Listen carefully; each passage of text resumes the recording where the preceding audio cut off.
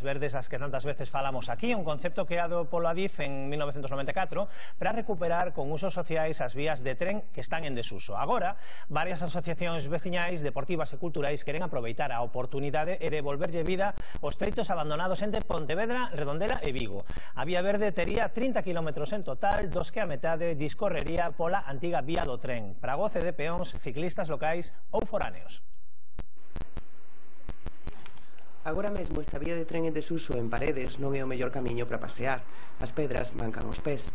Pero toda esta xente, moita máis veciños das parroquias e lugares polos que pasaba o ferrocarril, reivindican deste xeito que se transforme en Vía Verde, unha marca rexistrada pola Fundación de Ferrocarrís Españois en 1994. A Vía Verde en sí ven determinada pola Asociación de Ferrocarrís Españois e eles teñen a entidade das vías verdes que o que fan precisamente promocionar a recuperación das vías fora de uso e convertilas nun sendeiro peonil e ciclista, ¿no? Para disfrute de todas as persoas. Basicamente que hai xa unha vía fora de uso tamén require algún requisitos en canto a entorno, que hai xa entornos naturais, bens naturais a pôr en valor por ese trazado, un poquinho requisitos que ten, ¿no? Son Vigo, Redondela, Soutomaior, Vilaboa, Pontevedra. En total son 30 kilómetros, dos que a metade son vía do tren. As asociacións A Golpe de Pedal de Vigo, Pedaladas de Pontevedra e o colectivo local das Salinas de Ulló convocaron unha marcha en setembro na Semana da Mobilidade. Foi un éxito, porque non están sós. Son moitas as asociacións veciñais, culturais e deportivas que reclaman a vía verde entre Pontevedra e Vigo. Para enlazar os dous treitos da vía propoñen usar os vellos camiños litorais que pasan por lugares moi atractivos. Fixemos unha marcha pola vía verde de Pontevedra a Vigo para reclamar que se faga unha aproveitando os trozos da vía do tren fora de uso e máis camiños locais que existen, que se fan unha senda completa entre as dúas cidades. Apoyámola pois porque o entorno merece, porque a vía está aquí, está quedándose, pois como ben se ve, chea de maleza.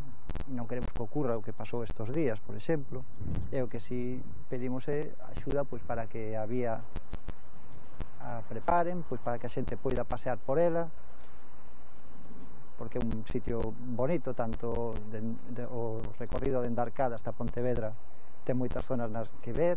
Os veciños que nos comunicamos moito, vamos á misa e tal, e dicen que sí, que é un apoio perfecto. Mais os de Montes, que é unha asociación que está moi unida a nós. A solicitude xa está en marcha, teñen o apoio de varios dos concellos polos que pasaría a Vía Verde. Agora din, faltalles a vontade política de concretalo, como xa se está a facer entre Vilagarcía e Caldas de Reis. Temos o exemplo de Vilagarcía, no que aí a Asociación de Ferrocarriles Españoles e Vías Verdes se está encargando do desmantelamento do que é a vía, que a máis é recuperable, ¿no? A vía en sí ten un valor e é recuperable. Entonces están facendo o desmantelamento. Unha vez se quede iso listo, xa están falando entre concellos, deputación e xunta para preparar o proxecto e presuposto para xa decentar a Vía Verde, que incluso é moi sinxelo co Camiño de Santiago unir Pontevedra con Portas de Vilagarcía, o sea, que se tiveramos esta estaremos unindo as tres principais cidades do sur de Galicia.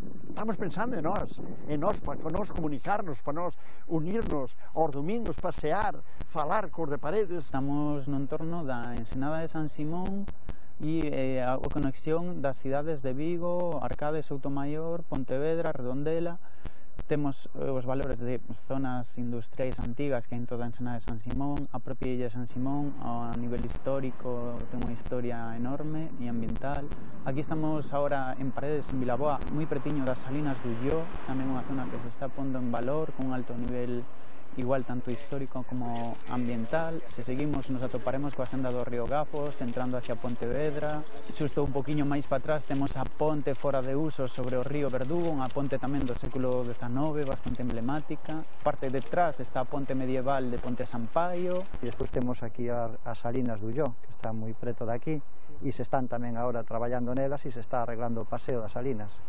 A vía ten gran valor paisaxístico e etnográfico, pero tamén os veciños mirana como unha oportunidade de turismo sostible e unha fonte de educación ambiental para decatarse do rico patrimonio que temos ao noso redor e intentar conservalo para o noso goce e o das xeracións futuras, como xa fan en Cataluña, Cantabria ou Asturias.